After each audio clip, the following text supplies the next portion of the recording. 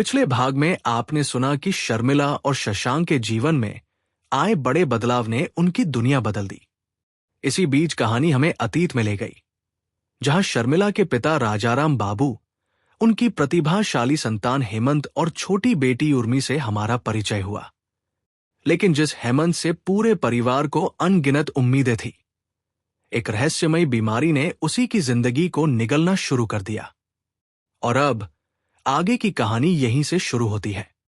पर कुछ ऐसे शत्रु भी होते हैं जो न धन से डरते हैं, न वैभव से, और न ही मनुष्य के अभिमान की परवाह करते हैं। वे चुपचाप आते हैं, बिना किसी आहट के, और देखते ही देखते जीवन की सबसे अटल नींव तक को हिला देते हैं। ऐसा ही एक अदृश्य शत्रु अब हेमंत के जीवन में प्रवेश करने वाला था। हेमंत उन युवकों में था जिन्हें देखकर हर शिक्षक का सिर गर्व से ऊंचा हो जाता था। उसके अध्यापक उसे दीप्तिमान प्रतिभा का धनी कहते थे। आज की भाषा में कहें तो वो सचमुच एक ब्रिलियंट विद्यार्थी था। पढ़ाई का शायद ही कोई ऐसा विषय रहा हो जिसमें उसने सर्वोच्च स्थान न पाया हो। परीक्षा में सबसे अधिक अंक लाना उसके लिए कोई असाधारण बात नहीं, बल्कि मानो उसकी आदत बन चुकी थी। और केवल बुद्धि ही नहीं, शरीर भी उतना ही सुदृढ़ था। वह स्वस्थ, बलवान और तेजस्वी युवक था। उसे देखकर सहज ही विश्वास हो जाता था कि एक दिन वह अपने पिता के नाम और सम्मान को नई ऊंचाइयों तक ले जाएगा। स्वाभाविक था कि ऐसे योग्य युवक के लिए विवाह के प्रस्तावों की भी कमी न थी। न जाने कितने घरों की निगाहें उसी पर टिकी थी। कितनी ही कन्याओं के परिवार मन ही मन उसे अपना दामाद बनाने का सपना देख रहे थे। लेकिन हेमंत की आंखों में उस समय कोई और ही सपना था। विवाह, परिवार और गृहस्थी, इन सब के लिए उसके पास अभी समय नहीं था। उसका पूरा मन एक ही लक्ष्य पर केंद्रित था, यूरोप जाना, वहां के प्रतिष्ठित विश्वविद्यालय से उच्च शिक्षा प्राप्त करना और अपने ज्ञान की सीमाओं को और आगे बढ़ाना। इसी उद्देश्य से उसने फ्रेंच और जर्मन जैसी विदेशी भाषाएं सीखनी शुरू कर दी थी। उसका भविष्य उज्जवल था और उसे देखकर लगता था जैसे सफलता स्वयं उसका इंतजार कर रही हो। पर भाग्य की अपनी ही योजनाएं होती हैं। समय का सदुपयोग करने के लिए उसने कानून की पढ़ाई भी आरंभ कर दी। लेकिन ठीक उसी समय उसके शरीर में एक ऐसी रहस्यमयी बीमारी ने जन्म लिया जिसे उस दौर के बड़े बड़े चिकित्सक भी पहचान न सके। बीमारी कहाँ थी, किस अंग में थी, किसी को कुछ समझ में नहीं आया। पर इतना स्पष्ट था कि वह अदृश्य रोग उसके बलवान शरीर में धीरे धीरे अपनी जड़ें जमा चुका था। मानो किसी अजेय किले के भीतर दुश्मन ने बिना शोर किए अपना गुप्त डेरा डाल लिया हो। और हेमंत, जिसे अब तक केवल सफलता की सीढ़ियां चढ़नी थी, उसे शायद यह आभास भी नहीं था कि उसके जीवन की सबसे कठिन परीक्षा अब शुरू होने वाली है। शुरू में सबको विश्वास था कि ये बीमारी भी बाकी कठिनाइयों की तरह एक दिन हार मान लेगी। देश विदेश के नामी डॉक्टर बुलाए गए, महंगी से महंगी दवाइयां दी गई, कोई उपाय अधूरा नहीं छोड़ा गया। लेकिन बीमारी जैसे हर इलाज का मजाक उड़ाती हुई अपनी जगह अडिग बनी रही। इन्हीं दिनों नीरद नाम का एक युवा चिकित्सक बार बार कहता रहा कि इलाज की दिशा गलत है। उसका मानना था कि हेमंत की बीमारी का कारण कुछ और है। उसने सलाह दी कि दवाइयों के साथ साथ उसे किसी सूखे और खुले मौसम वाले स्थान पर ले जाकर रखा जाए। शायद बदलती हवा ही उसके शरीर को नया जीवन दे सके। लेकिन पिता राजाराम का विश्वास कुछ और था। उनकी पीढ़ी के संस्कार उन्हें यही सिखाते आए थे कि जब मृत्यु से लड़ाई छिड़ जाए तब उसका सबसे बड़ा योद्धा अंग्रेज डॉक्टर ही हो सकता है। इसलिए उन्होंने नीरद की बात पर विशेष ध्यान नहीं दिया। पर घर में एक व्यक्ति ऐसा भी था जिसने नीरद की बातों के पीछे छिपे आत्मविश्वास को पहचान लिया। वह थी राजाराम की छोटी बेटी उर्मी। एक दिन उसने अपने पिता से कहा, बाबूजी, आपने ध्यान दिया, इतनी कम उम्र में भी नीरद बाबू को अपने ज्ञान पर कितना अटूट विश्वास है। इतने बड़े बड़े विलायती डॉक्टरों से अलग राय रखते हुए भी वे तनिक नहीं हिचकिचाते। ऐसा साहस हर किसी में नहीं होता। राजाराम कुछ देर चुप रहे, फिर गंभीर स्वर में बोले, बेटी, केवल किताबें पढ़ लेने से कोई बड़ा डॉक्टर नहीं बन जाता। कुछ लोगों को ईश्वर एक विशेष वरदान देकर भेजता है। मुझे लगता है नीरद उन्हीं लोगों में से एक है। यहीं से नीरद के प्रति उनके मन में श्रद्धा का एक छोटा सा दीपक जला। पहले वो केवल एक हल्की सी आस्था थी, लेकिन पुत्र वियोग की पीड़ा, शोक की अग्नि और असहाय मन ने उस छोटी सी लौ को धीरे धीरे विश्वास की ज्योति बना दिया। अब उन्हें किसी और प्रमाण की आवश्यकता नहीं रही। एक दिन राजाराम ने उर्मी को अपने पास बुलाकर कहा, बेटी, मुझे बार बार ऐसा लगता है जैसे हेमंत मुझे पुकार रहा हो, जैसे कह रहा हो, अब पिताजी, लोगों का रोग दूर कीजिए, उनके दुख कम कीजिए। मैंने निश्चय किया है कि उसके नाम पर एक अस्पताल बनवाऊंगा। यह सुनते ही उर्मी का चेहरा उत्साह से खिल उठा। उसने तुरंत कहा, बाबूजी, अगर ऐसा है तो मुझे यूरोप भेज दीजिए। मैं वहां जाकर डॉक्टरी की पढ़ाई करूंगी और लौटकर उसी अस्पताल की सेवा संभालूंगी। बेटी की बात सुनकर राजाराम की आंखों में पहली बार आशा की एक नई किरण चमकी। उन्होंने स्नेह से कहा, वो अस्पताल केवल एक इमारत नहीं होगा बेटी, वह हेमंत की पवित्र स्मृति होगा और उसकी सबसे बड़ी सेवायत तू होगी। हेमंत तुझसे बहुत स्नेह करता था। तेरे हाथों से होने वाली ये सेवा उसके अधूरे जीवन को भी कहीं न कहीं शांति देगी। जिस प्रेम से तूने उसकी बीमारी में दिन रात सेवा की थी, वही सेवा अब न जाने कितने पीड़ित लोगों के जीवन में प्रकाश बनकर पहुंचेगी। पुराने विचारों वाले राजाराम के मन में भी अब ये बात अजीब नहीं लगती थी कि उनके खानदान की बेटी डॉक्टर बने, क्योंकि उन्होंने अपनी आंखों से देख लिया था कि किसी मनुष्य को मृत्यु के मुंह से बचा लेना संसार के सबसे बड़े पुण्यों में से एक है। और शायद हेमंत की अधूरी कहानी अब किसी और के जीवन का सहारा बनने जा रही थी।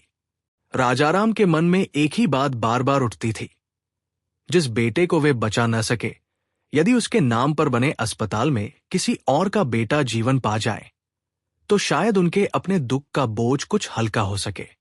उन्हें लगता हेमंत की स्मृति का इससे बड़ा सम्मान और क्या होगा कि उसका नाम किसी की सांसों का सहारा बन जाए।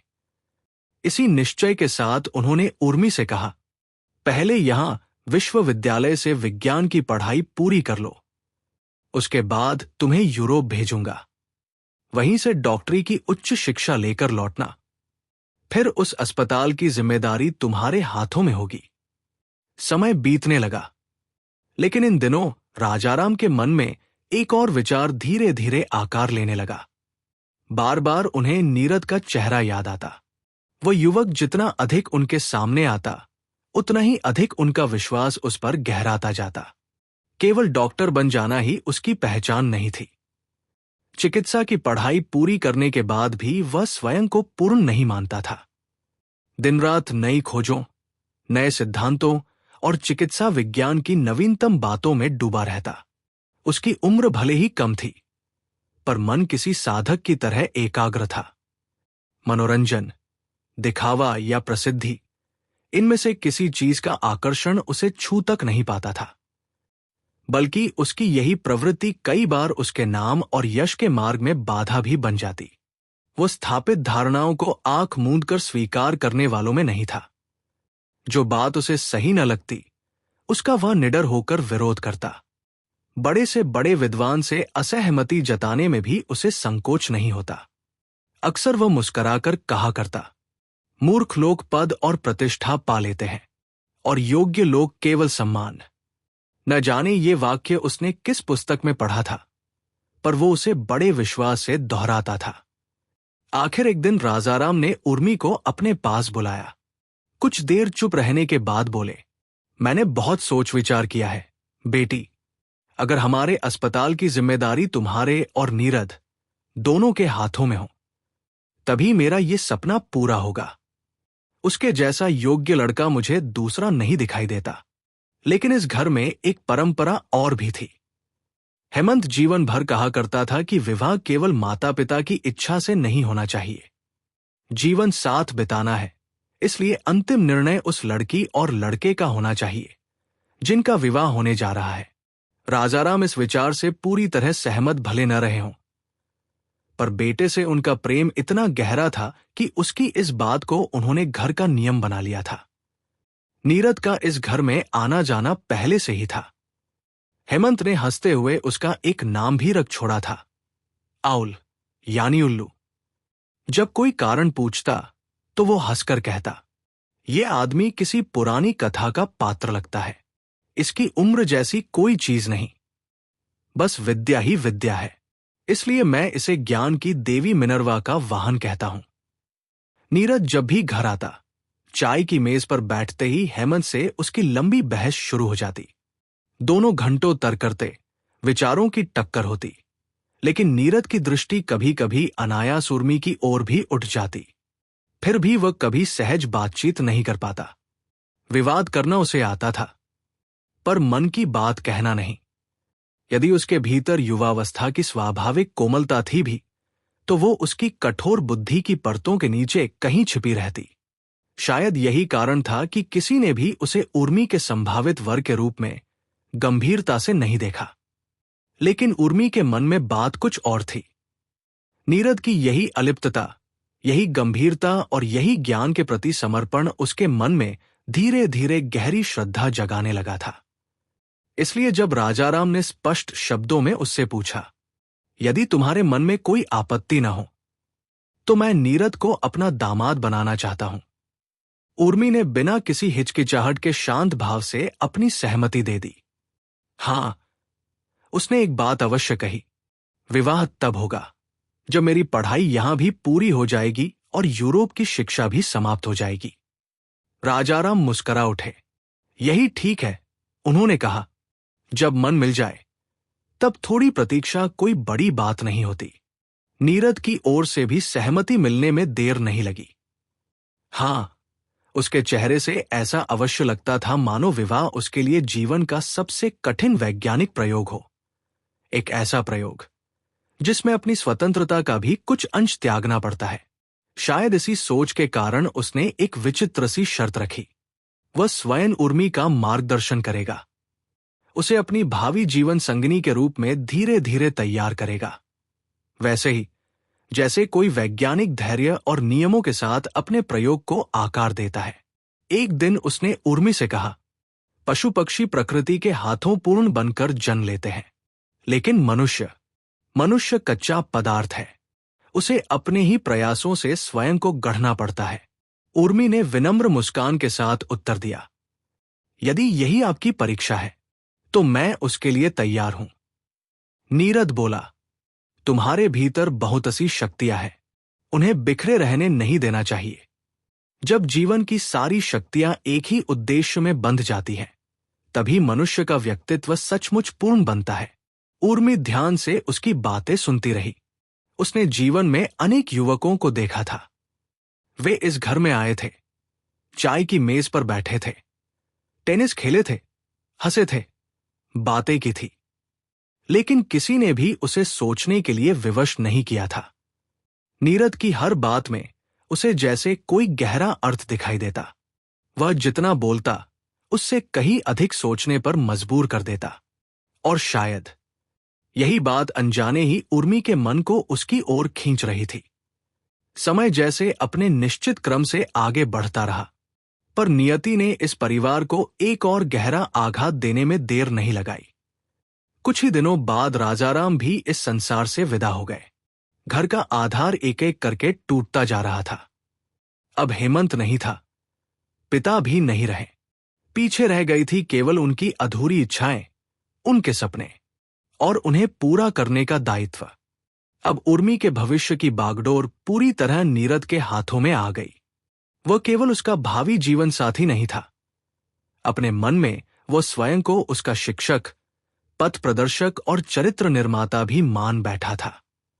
उसे विश्वास था कि उर्मी को एक नए सांचे में ढालना अब उसका कर्तव्य है। लेकिन उर्मी, वह तो मानो बहते झरने की तरह थी। जितनी सुंदर वह दिखाई देती थी, उससे कहीं अधिक सुंदर उसका मन था। उसकी आंखों में हर नई बात के लिए उत्सुकता थी। संसार का ऐसा कोई कोना नहीं था जहां उसकी जिज्ञासा पहुंच न सके। विज्ञान उसे आकर्षित करता था, तो साहित्य उससे भी अधिक प्रिय था। किसी दिन विदेश से कोई प्रसिद्ध वैज्ञानिक व्याख्यान देने आता तो वो वहां भी उपस्थित रहती। किसी दिन कोई नया नाटक मंचित होता तो उसे देखने का लोभ भी वो छोड़ नहीं पाती। रेडियो पर कोई नई धुन बजती तो कान उसी ओर लगे रहते। सड़क से बारात निकलती तो वो बरामदे में आकर उसे देखे बिना नहीं रहती। चिड़ियाघर में बंदरों की शरारतें उसे बच्चों की तरह हंसा देती। पिता जब मछली पकड़ने जाते थे तो वह भी बंसी लेकर उनके पास जा बैठती। टेनिस खेलना हो या बैडमिंटन, हर खेल में उसका मन लगता था। जीवन उसे हर रूप में प्रिय था। उसकी हंसी जैसे घर के हर कोने में उजाला भर देती थी। बातें करने के लिए उसे कभी किसी विशेष विषय की आवश्यकता नहीं पड़ती थी, और जहां वो होती वहां सन्नाटा अधिक देर टिक नहीं पाता था। ये सब उसने अपने बड़े भाई हेमंत से सीखा था। हेमंत ने ही उसके मन को खुलकर जीना सिखाया था। वह कहा करता था, समाज अक्सर मनुष्यों को एक ही सांचे में ढाल देना चाहता है, लेकिन मनुष्य कोई मिट्टी की मूर्ति नहीं जिसे एक जैसा बना दिया जाए।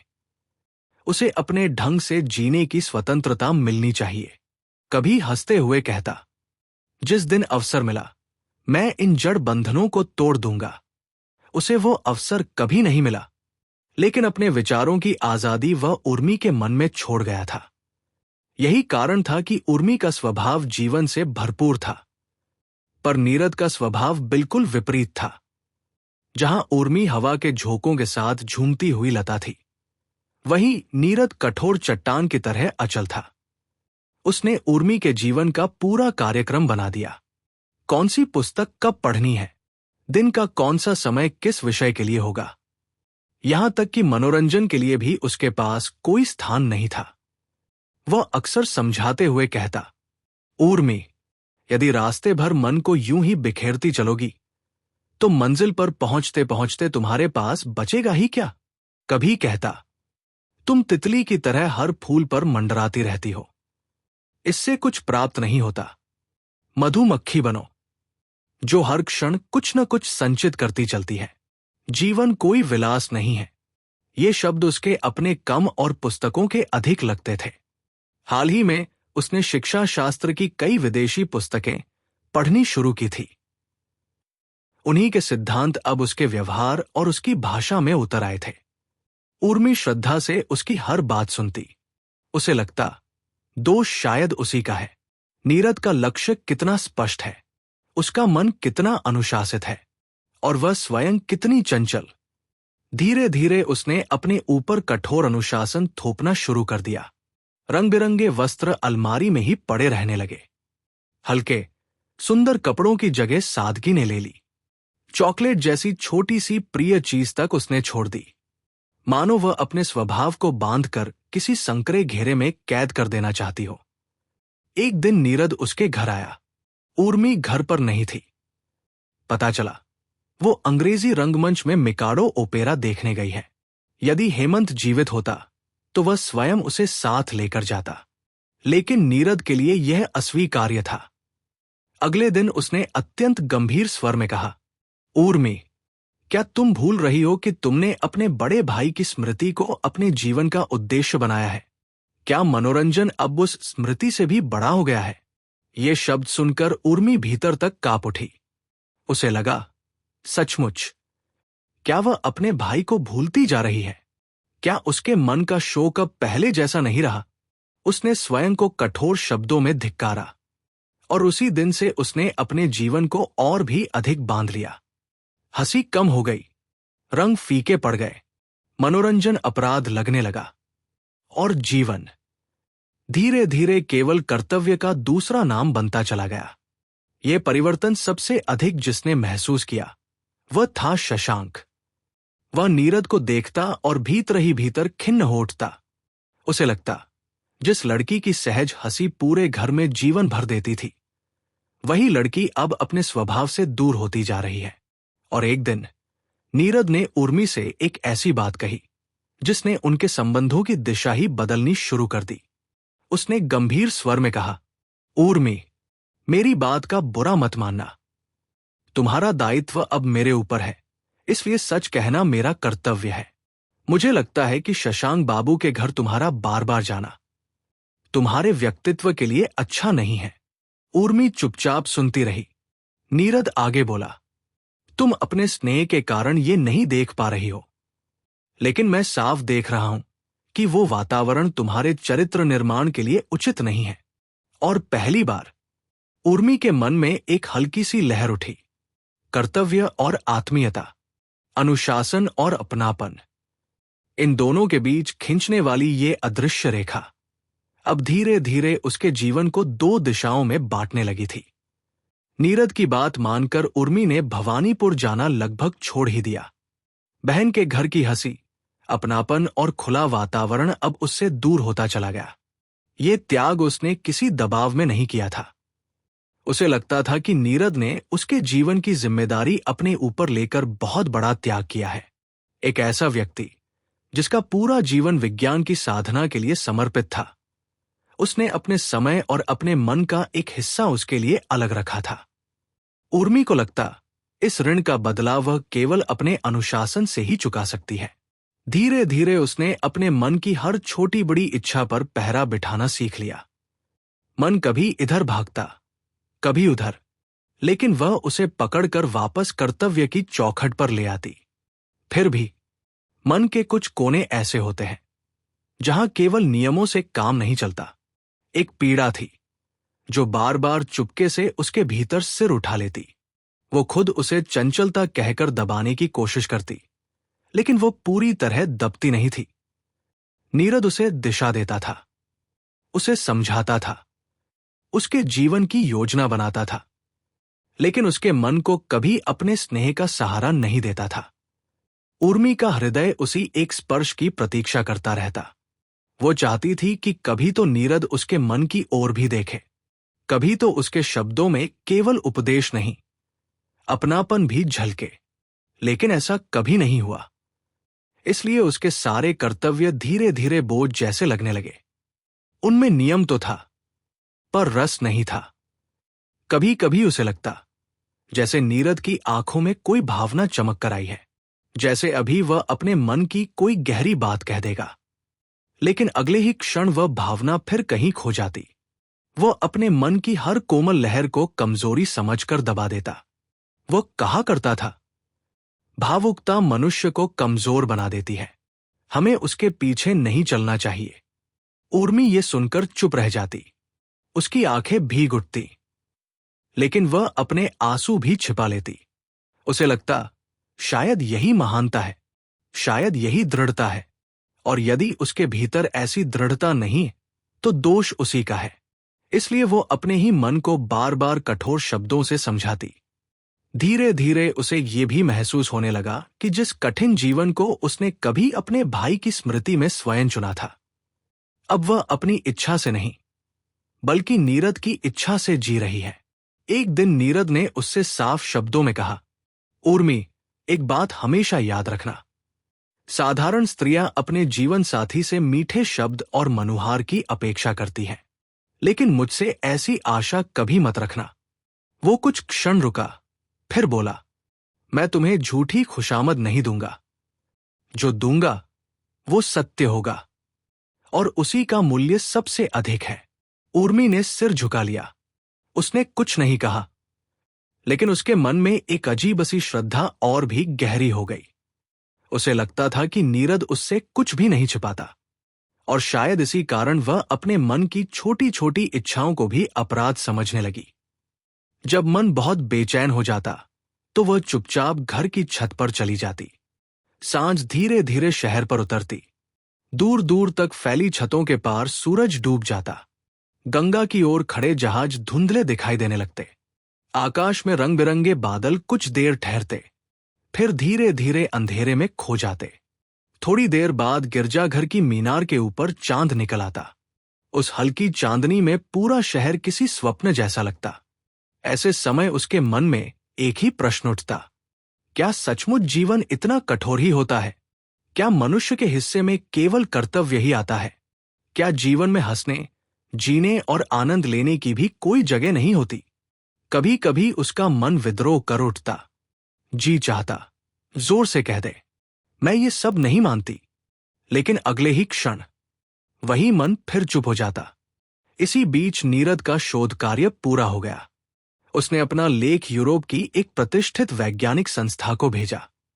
वहां उसके काम की बहुत प्रशंसा हुई, इतनी कि उसे आगे की पढ़ाई के लिए छात्रवृत्ति भी मिल गई। अब उसका यूरोप जाना निश्चित हो गया। विदा का दिन भी आ पहुंचा, लेकिन उस विदाई में न आंसू थे, न प्रेम भरे वचन, न कोई भावुक क्षण। चलते चलते नीरद ने केवल इतना कहा, मैं जा रहा हूं, लेकिन मुझे डर है कि मेरे पीछे तुम अपने कर्तव्य में ढील न दे बैठो। उर्मी ने शांत स्वर में उत्तर दिया, आप निश्चिंत रहिए, ऐसा नहीं होगा।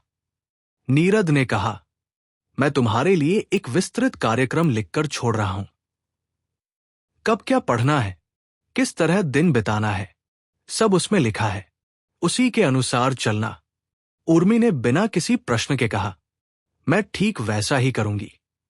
कुछ क्षण सोचकर नीरद फिर बोला, और हां, तुम्हारी अलमारी में जो हल्की फुल्की कहानियों और उपन्यासों की किताबें रखी हैं, मेरा मन करता है उन्हें भी अपने घर ले जाकर बंद कर दूं।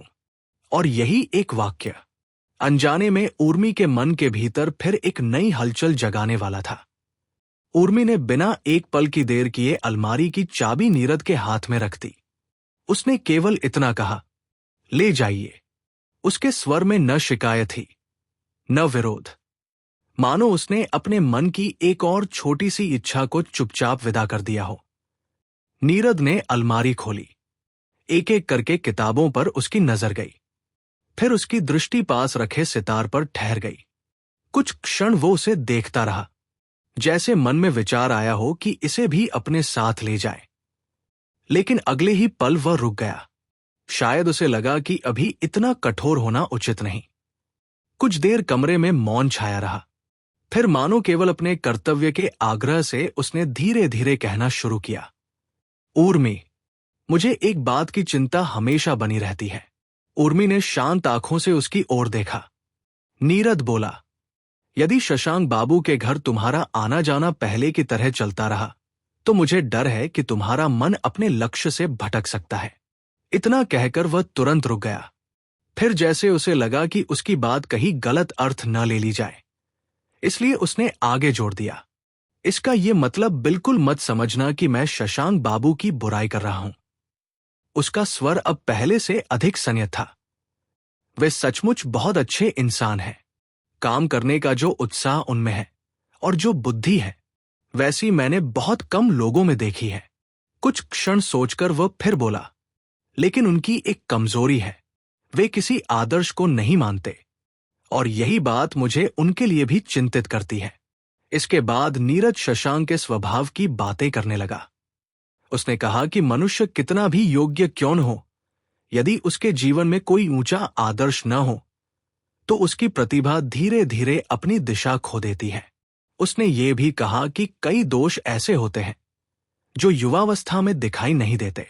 वे समय के साथ भीतर ही भीतर बढ़ते रहते हैं और एक दिन अचानक अपने पूरे रूप में सामने आ खड़े होते हैं। नीरद को लगता था कि शशांक के स्वभाव में भी कुछ ऐसी ही छिपी हुई कमजोरियां हैं। हालांकि ये सब कहते हुए भी उसने एक बात पूरे मन से स्वीकार की। वो बोला, फिर भी न्याय की बात यही है कि मैं उन्हें बुरा आदमी नहीं कह सकता। वे भले हैं, बहुत भले हैं, लेकिन भलमनसाहत और जीवन दृष्टि, नीरद की नजर में ये दोनों एक ही बात नहीं थी। यहीं से उसके और शशांक के बीच का अंतर और भी स्पष्ट होने लगा। एक और जीवन था जो सहजता से बहना चाहता था, और दूसरी ओर आदर्श था जो हर भावना को अनुशासन की कसौटी पर कसना चाहता था। इन दोनों के बीच खड़ी उर्मी अब भी चुप थी। वो सुन रही थी, समझ भी रही थी, लेकिन उसके मन के भीतर उठने वाले प्रश्नों का उत्तर अभी किसी के पास नहीं था। कुछ क्षण तक कमरे में गहरा सन्नाटा छाया रहा। फिर नीरद ने जैसे अपने मन की बात पूरी करते हुए कहा, यही कारण है कि मैं चाहता हूं तुम शशांक बाबू के घर के वातावरण से थोड़ा दूर रहो। उसका स्वर कठोर नहीं था, लेकिन उसमें दृढ़ विश्वास था। संगति मनुष्य को धीरे धीरे बदल देती है। यदि तुम्हारा मन भी उसी दिशा में चल पड़ा तो तुम्हारे आदर्श कमजोर पड़ जाएंगे और जिस राह पर तुम चलने का संकल्प कर चुकी हो वहां ये बहुत बड़ी हानि होगी। उर्मी कुछ देर तक चुप रही, फिर उसने शांत स्वर में पूछा, आप इस बात को लेकर इतने चिंतित क्यों रहते हैं? नीरद ने उसकी ओर देखा। यदि सच कहूं तो क्या तुम्हें बुरा लगेगा? उर्मी हल्के से मुस्कुराई। आपसे ही तो मैंने हर कठिन बात सुनना सीखा है। आसान नहीं होता, लेकिन सहना आ जाता है। आप निसंकोच कहिए। नीरद ने गहरी सांस ली, फिर धीरे धीरे बोला, उर्मी, मैंने एक बात बहुत दिनों से देखी है। तुम्हारे स्वभाव और शशांक बाबू के स्वभाव में एक अजीब सी समानता है। उनका मन बहुत हल्का है, खुला हुआ है, और सच कहूं तो वही बात तुम्हें सबसे अधिक आकर्षित करती है। उसने सीधे उर्मी की आंखों में देखते हुए पूछा, बताओ, क्या मैं गलत कह रहा हूं? ये प्रश्न सुनकर उर्मी चुप हो गई। उसने उत्तर नहीं दिया, क्योंकि मन के किसी कोने में वह जानती थी नीरद की बात पूरी तरह असत्य भी नहीं थी। उसे अपने जीजाजी सचमुच बहुत प्रिय थे, लेकिन उसका कारण वैसा नहीं था जैसा नीरद समझ रहा था। शशांक के साथ रहते हुए किसी नियम का बोझ महसूस नहीं होता था। वो खुलकर हंसता था, बच्चों की तरह शरारत करता था, छोटी छोटी बातों में भी आनंद ढूंढ लेता था। उसे याद रहता था कि उर्मी को कौन सा फूल सबसे अधिक पसंद है, कौन सा रंग पहनने पर उसके चेहरे की चमक और बढ़ जाती है, और कब वह बिना किसी कारण उदास हो जाती है। वो उर्मी को बदलना नहीं चाहता था। वो उसे उसी रूप में स्वीकार कर लेता था जैसी वह थी, और शायद यही सहज अपनापन अनजाने में उर्मी के मन को बार बार उसकी ओर खींच लेता था। लेकिन उस समय वह अपने मन की ये बात स्वयं से भी स्वीकार करने का साहस नहीं जुटा पा रही थी। कुछ देर की चुप्पी के बाद उर्मी ने धीरे से कहा, हाँ, ये सच है कि मुझे शशांक बाबू अच्छे लगते हैं। उसने ये बात बिना झिझक कही, लेकिन उसके शब्दों में कोई छिपा हुआ भाव नहीं था, केवल एक सहज स्वीकार था। नीरद ने शांत स्वर में कहा, मैं जानता हूं। फिर वह कुछ सोचकर आगे बोला, शर्मिला दीदी का प्रेम बहुत गहरा है। उनका स्नेह दिखावे का नहीं, सेवा का है। वे अपने कर्तव्य से कभी पीछे नहीं हटती। शायद उन्हीं के कारण शशांक बाबू भी अपने काम में इतने मन से लगे रहते हैं। वो कुछ क्षण रुका, फिर बोला, लेकिन जिस दिन तुम भवानीपुर जाती हो उस दिन उनका दूसरा ही रूप सामने आ जाता है। तुम्हारे आते ही वे फिर बच्चों जैसे हो जाते हैं। कभी हंसी मजाक, कभी नोकझोंक, कभी तुम्हारे बालों का कांटा निकालकर जूड़ा बिखेर देना, तो कभी तुम्हारी पढ़ने की किताब उठाकर ऊंची अलमारी पर रख देना। हल्की सी मुस्कान उसके होठों पर आई, और जिन दिनों उन्हें टेनिस खेलने की फुर्सत नहीं होती, उन्हीं दिनों अचानक तुम्हारे साथ खेलने की इच्छा जाग उठती है। नीरद की बातें सुनकर उर्मी के मन में एक हल्की सी मुस्कान तैर गई। उसे स्वीकार करना पड़ा। शायद सचमुच यही कारण था कि शशांक का साथ उसे अच्छा लगता था। उनके पास पहुंचते ही उसका बचपन जैसे फिर लौट आता था। वो खुलकर हंसती, बिना सोचे कुछ भी कह देती, और शशांक भी उसे छेड़ने का कोई अवसर नहीं छोड़ते। कभी वो उन्हें परेशान करती, कभी वे उसे। दोनों की नोकझोंक देखकर शर्मिला दीदी बस मुस्कुराती रहती। कभी प्यार से डांट भी देती, लेकिन उस डांट में भी स्नेह ही छिपा होता था। नीरद ने फिर गंभीर होकर कहा, उर्मी, मनुष्य को हमेशा उसी जगह नहीं रहना चाहिए जहां उसका स्वभाव सबसे अधिक लाड़ प्यार पाए। कभी कभी अपने स्वभाव को अनुशासन में रखना ही सबसे बड़ी साधना होती है। फिर उसने धीमे स्वर में जोड़ा, यदि मैं यही रहता तो मुझे इतनी चिंता न होती। मेरा स्वभाव तुमसे बिल्कुल अलग है। मैं तुम्हारी हर इच्छा पूरी करके तुम्हें कमजोर नहीं बनने दूंगा। उर्मी ने सिर झुका लिया, धीरे से बोली, आपकी ये बात मैं हमेशा याद रखूंगी। नीरद ने अपनी मेज से कुछ पुस्तकें उठाई, उन्हें उर्मी की ओर बढ़ाते हुए बोला, इन किताबों में जिन अध्यायों पर मैंने निशान लगा दिए हैं उन्हें ध्यान से पढ़ना। आगे चलकर यही तुम्हारे सबसे अधिक काम आएंगे। उर्मी ने चुपचाप किताबें अपने हाथों में ले ली। सच तो यह था कि इन दिनों उसके मन में एक नया संदेह जन्म लेने लगा था।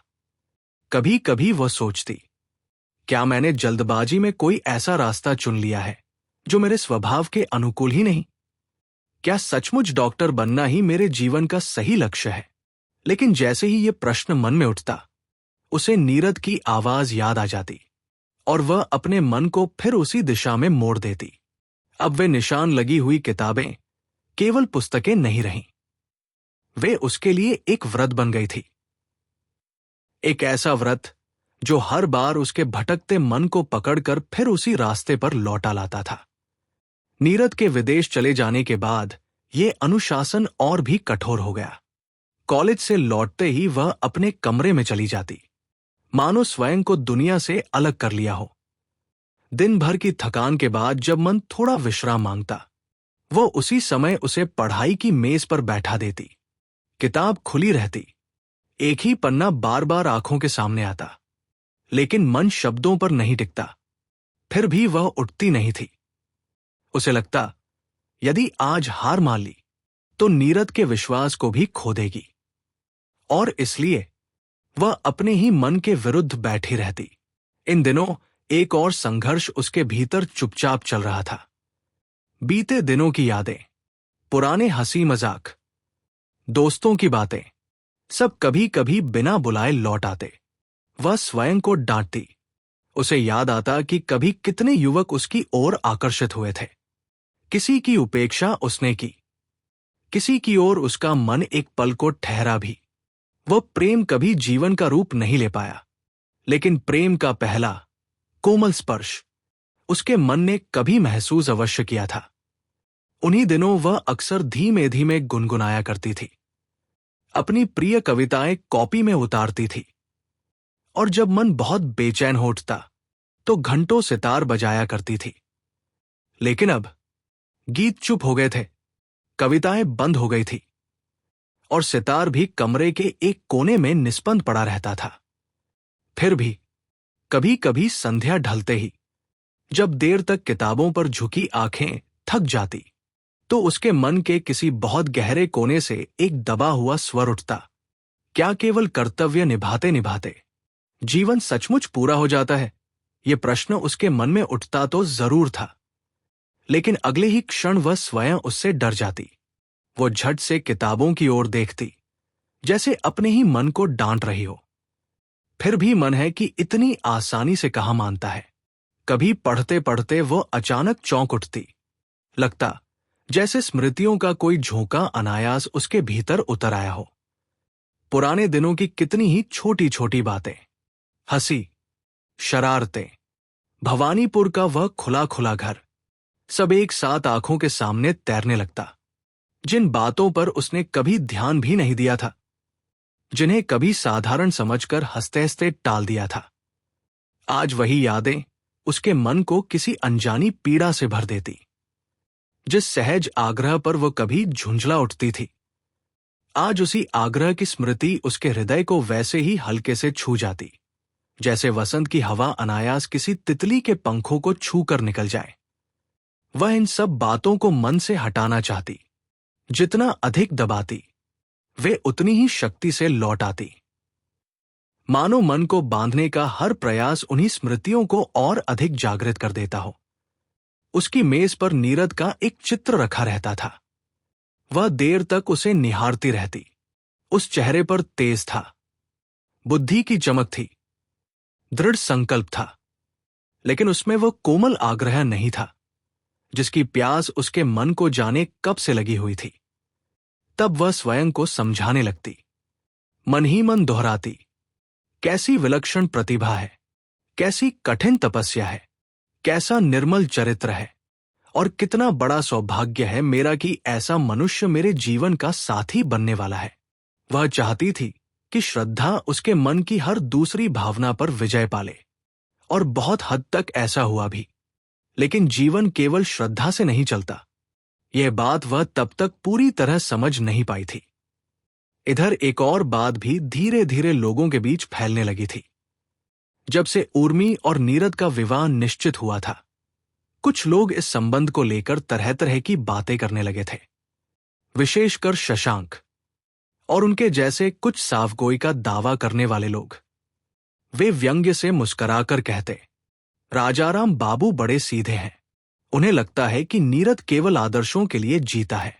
फिर हंसते हुए जोड़ते, लेकिन यह आदर्शवाद कहीं उर्मी की संपत्ति के आसपास तो नहीं पल रहा। वे कहते, हम लोग तो साफ साफ कह देते कि रुपयों की जरूरत है, आखिर वह धन बेटी के ही काम आता। लेकिन महापुरुषों का तरीका अलग होता है। वे कहते हैं, हम महान उद्देश्य के लिए विवाह कर रहे हैं। ऐसी बातें धीरे धीरे कई लोगों की जुबान पर आने लगी। नीरद तक भी ये चर्चाएं पहुंची, लेकिन उसने उनका उत्तर किसी बहस से नहीं दिया। एक दिन उसने स्वयं उर्मी से कहा, मैं चाहता हूं कि एक बात हमेशा के लिए साफ रहे। उसका स्वर पहले की तरह शांत था। तुम्हारी संपत्ति में से मैं एक पैसा भी अपने लिए स्वीकार नहीं करूंगा। मैं डॉक्टर हूं। अपनी मेहनत से जितना मिलेगा वही मेरे जीवन का आधार होगा। बाद में जब राजाराम ने उसे यूरोप भेजने का पूरा खर्च उठाने की इच्छा जताई, तब भी उसने विनम्रता से इनकार कर दिया। उसने कहा था, जो धन आपने अस्पताल के लिए सोचा है वही उसी काम के लिए रहने दीजिए। जब उस अस्पताल का दायित्व मेरे हाथ में आएगा, तब भी मैं उसके बदले कोई वेतन नहीं लूंगा। मेरी जीविका मेरी अपनी होगी और सेवा अलग। यही बात राजाराम के मन को और गहराई से छू गई थी। उनका विश्वास नीरद पर पहले से भी अधिक दृढ़ हो गया। उर्मी के मन में भी गर्व की एक नई लहर उठी। उसे लगा, जिस मनुष्य के साथ उसका जीवन जुड़ने जा रहा है वह सचमुच अपने आदर्शों के प्रति ईमानदार है। लेकिन शर्मिला इस बात से प्रभावित नहीं हुई। वो हल्की मुस्कान के साथ कहती, देखते हैं ये ऊंचे आदर्श कब तक टिकते हैं। इसके बाद जब भी नीरद किसी गंभीर विषय पर लंबे विचार रखने लगता, शर्मिला चुपचाप उठकर कमरे से बाहर चली जाती। वो सामने से कुछ नहीं कहती, लेकिन उसका मौन ही बहुत कुछ कह जाता था। उर्मी ये सब देखती, सुनती और हर बार अपने मन को यही समझाती कि शायद एक दिन सब लोग नीरद को ठीक से समझ पाएंगे। उसे क्या पता था कि मनुष्य को समझना किसी पुस्तक को पढ़ लेने जितना सरल कभी नहीं होता। शुरू शुरू में नीरद विदेश से नियमित पत्र लिखता रहा, लेकिन वे पत्र प्रेम से अधिक उपदेशों से भरे होते थे। किस समय उठना है, कौन सी पुस्तक पढ़नी है, किस विषय पर अधिक ध्यान देना है, मानो समुद्र पार बैठा भी वह उर्मी के जीवन का प्रत्येक क्षण व्यवस्थित करना चाहता हो। उर्मी उन पत्रों को बड़े आदर से पढ़ती, हर निर्देश को मानो किसी व्रत की तरह निभाने का प्रयत्न करती। लेकिन एक दिन एकाएक एक तार आया। घर के सभी लोग उसे देखकर चौंक पड़े। उसमें केवल इतना लिखा था कि पढ़ाई के लिए तुरंत बड़ी राशि की आवश्यकता है। तार छोटा था, लेकिन उसने उर्मी के मन में बहुत कुछ तोड़ दिया। जिस बात पर उसे सबसे अधिक गर्व था कि नीरद कभी किसी से कुछ नहीं लेगा, उसी विश्वास पर पहली चोट पड़ी। फिर भी उसने अपने मन को समझाया, शायद सचमुच कोई ऐसी आवश्यकता आ पड़ी होगी जिसे टाला नहीं जा सकता। और न जाने क्यों इस बार उसे ये सोचकर भी थोड़ी सी सांत्वना मिली कि कम से कम वह नीरद के किसी काम तो आ सकेगी। समय बीतता गया। नीरद की अनुपस्थिति लंबी होती गई और उसके साथ साथ उर्मी का स्वभाव भी, जिसे उसने इतने दिनों से कर्तव्य की कठोर दीवारों के भीतर कैद कर रखा था, अब उन दीवारों में छोटे छोटे रास्ते खोजने लगा। कभी वह स्वयं को थोड़ी सी छूट दे देती और फिर उसी बात पर घंटों पछताती। ऐसे हर क्षण में जब अपराध बोध उसे भीतर से घेर लेता, वह सोचती, यदि नीरद की किसी आवश्यकता में सहायता कर सकूं तो शायद मन का ये बोझ कुछ हल्का हो जाए। तार लेकर वह संकोच से घर के पुराने मैनेजर के पास पहुंची। धीरे से बोली, काकाजी, रुपए भेजने होंगे। मैनेजर ने तार पढ़ा, फिर चश्मा उतारकर कुछ देर चुप बैठे रहे। आखिर बोले, बेटी, मेरी समझ में तो कुछ नहीं आ रहा। हम तो यही सुनते आए थे कि नीरद बाबू के लिए रुपया छूने की चीज भी नहीं है। उनकी आवाज में व्यंग्य कम, आश्चर्य अधिक था। असल में वे नीरद को कभी पूरी तरह पसंद नहीं कर पाए थे। उर्मी ने धीमे से कहा, लेकिन विदेश में परिस्थितियां अलग भी तो हो सकती हैं। वह आगे कुछ कह न सकी।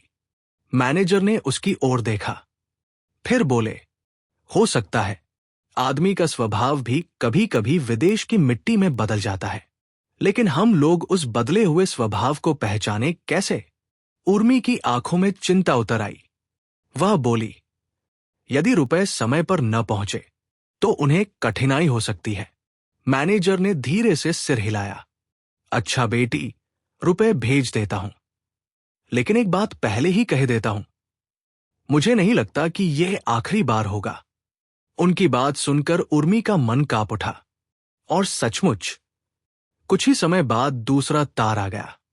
इस बार मांगी गई राशि पहले से भी अधिक थी। कारण लिखा था, स्वास्थ्य। मैनेजर ने तार पढ़ा और गंभीर स्वर में कहा, अब मुझे लगता है शशांक बाबू से सलाह करनी चाहिए। यह सुनते ही उर्मी घबरा उठी। उसने लगभग विनती करते हुए कहा, नहीं काका जी, दीदी के घर ये बात किसी तरह न पहुंचे। मैनेजर ने शांत स्वर में उत्तर दिया, अकेले इतनी बड़ी जिम्मेदारी लेना भी ठीक नहीं लगता। उर्मी बोली, एक दिन तो ये सब उनका ही होगा। फिर आज संकोच कैसा? मैनेजर ने लंबी सांस ली। रुपया देना कठिन नहीं है बेटी, चिंता इस बात की है कि कहीं ये रुपया किसी ऐसे रास्ते पर तो नहीं जा रहा जहां से लौटकर कुछ भी ना मिले। उर्मी ने तुरंत कहा, लेकिन यदि सचमुच उनकी तबीयत खराब है तो क्या हम मुंह फेर सकते हैं? मैनेजर कुछ देर सोचते रहे, फिर बोले, बीमारियां भी कई तरह की होती हैं। दूर बैठे हम कैसे जाने कि ये बीमारी शरीर की है या किसी और बात की? मुझे तो लगता है उन्हें वापस बुला लेना चाहिए। यदि हवा पानी बदलने से स्वास्थ्य सुधर जाए तो वही सबसे अच्छा होगा। ये सुनते ही उर्मी का चेहरा एकदम बदल गया। उसे लगा, यदि नीरद लौट आया तो कहीं उसका अधूरा लक्ष्य बीच में ही न रुक जाए। उसने धीरे से कहा, अभी उन्हें लौटना नहीं चाहिए। उसकी चिंता न अपने लिए थी, न विवाह के लिए, बल्कि उस स्वप्न के लिए थी जिसे नीरद अपने जीवन का सबसे बड़ा उद्देश्य मानता था। मैनेजर ने रुपए तो भिजवा दिए, लेकिन जाते जाते एक बात कह गए, मुझे डर है बेटी, ये रुपया उनकी बीमारी कम नहीं करेगा, शायद और बढ़ा ही दे। उनके इस वाक्य का अर्थ उर्मी पूरी तरह नहीं समझ सकी, लेकिन घर के एक संबंधी राधा गोविंद उस संकेत को समझ गए। उनके मन में पहली बार एक हल्का सा संदेह जागा। उधर जैसे एक चिंता कम थी कि दूसरी सामने आ खड़ी हुई। इसी बीच शर्मिला की तबीयत बिगड़ गई। हेमंत की बीमारी की याद अभी तक इस परिवार के मन से गई नहीं थी, इसलिए एक साधारण सी अस्वस्थता भी सबको डरा देती थी। एक के बाद एक डॉक्टर बुलाए जाने लगे। हर कोई बीमारी का कारण खोजने में लगा था। इतनी जांच पड़ताल देखकर भी शर्मिला मुस्कुरा देती। वह हंसकर कहती, लगता है जैसे कोई अपराधी पकड़ा जा रहा हो। डर बस इतना है कि कहीं जांच करते करते निर्दोष ही घायल न हो जाए। उसकी ये मुस्कान भी शशांक के मन का भय कम न कर सकी। उन्होंने डॉक्टरों से केवल इतना कहा, जांच जितनी करनी हो कीजिए, लेकिन इन्हें जरा सा भी कष्ट नहीं होना चाहिए। उसी समय शशांक के हाथ में दो बहुत बड़े काम भी आ गए थे। एक गंगा किनारे बन रही जूट मिल का और दूसरा मीरपुर के जमींदार के नए उद्यान भवन का। दोनों काम अत्यंत महत्वपूर्ण थे। समय कम था, जिम्मेदारियां बहुत थी। फिर भी जब जब शर्मिला की तबीयत बिगड़ती, शशांक सब कुछ छोड़कर उसके सिरहाने आ बैठता। इतने वर्षों के वैवाहिक जीवन में शर्मिला कभी गंभीर रूप से बीमार नहीं पड़ी थी। शायद इसलिए इस बार शशांक का धैर्य बार बार टूट जाता। काम पर जाने को उठता, फिर लौट आता। बिस्तर के पास बैठकर चुपचाप उसकी ओर देखता रहता। और उस समय वो सफल अभियंता नहीं, एक चिंतित पति भर रह जाता था। ये कहानी आगे कौन सा नया मोड़ लेगी? क्या रिश्ते बच पाएंगे या सब कुछ बिखर जाएगा? ये जानने के लिए बने रहिए हमारे साथ। इस कहानी का आखिरी भाग कल जरूर देखिए।